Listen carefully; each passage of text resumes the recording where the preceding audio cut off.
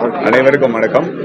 இந்த ஜோசா லூக்கஸ் பிராண்டோட சேர்ந்து கிட்டத்தட்ட 3 வருஷமாக அந்த பயணம் செஞ்சுட்ருக்கேன். அதில் எவ்வளோ மகிழ்ச்சி, எவ்வளோ சந்தோஷங்கிறது நான் உங்கள்கிட்ட சொல்ல முடியாது. ஏன்னா ஒரு குடும்பமாக இவங்க அதை நடத்துகிறாங்க. இவங்க திறக்கிற எல்லா ஸ்டோர்லேயும் அந்த ஊரில் இருக்கிற மக்களை சேர்த்து அவங்க அந்த கடையை திறந்து நடத்துகிறாங்க. அதுதான் எனக்கு ரொம்ப பிடிச்ச விஷயம். சாரோட பயணத்தை பற்றி நம்ம பேசணும்னா அவர் வச்சிருக்கிற விஷன் அவ்வளோ வருஷம் முன்னாடி இந்த மாதிரி ஒரு மலபாரில் கோல்டு வச்சு ஆல் ஓவர் த வேர்ல்டு இவ்வளோ பெரிய ஒரு புகழ்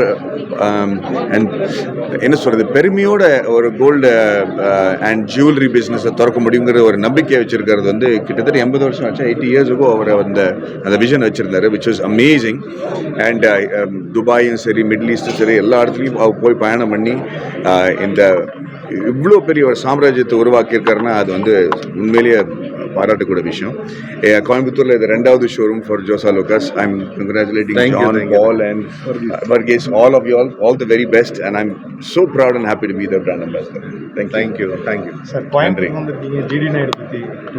ஆமாம், இப்போதைக்கு ரொம்ப பெருமையாக நான் சொல்ல வேண்டியிருக்கு. ஏன்னா ஜிடி நாயுடுங்கிற ஒரு மிகப்பெரிய ஒரு எடிசன் ஆஃப் இந்தியா அப்படின்னு சொல்லுவாங்க. அவரை பற்றி ஒரு படம் பண்ணுறதுல எனக்கு ரொம்ப பெருமை. ஷூட்டிங் கோயம்புத்தூரில் நடந்துட்டுருக்கு. கிட்டத்தட்ட 40 நாள் ஷூட்டிங். ஸோ அதை முடிச்சுட்டு ரொம்ப பெருமையோடு அந்த படத்தை ரிலீஸ் பண்ணுவேங்கிற நம்பிக்கை எனக்கு இருக்குது. என்னங்க பண்ணிட்டு இருக்காரு, அதான் அவருக்கு கேட்கல.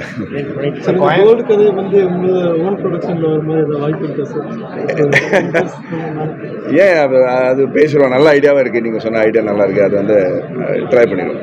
பொலிட்டிக்கல் ஐடியா இருக்கா சார்? இல்லைங்க, இப்போதைக்கு இல்லை. கரூர் சம்பவம் பற்றி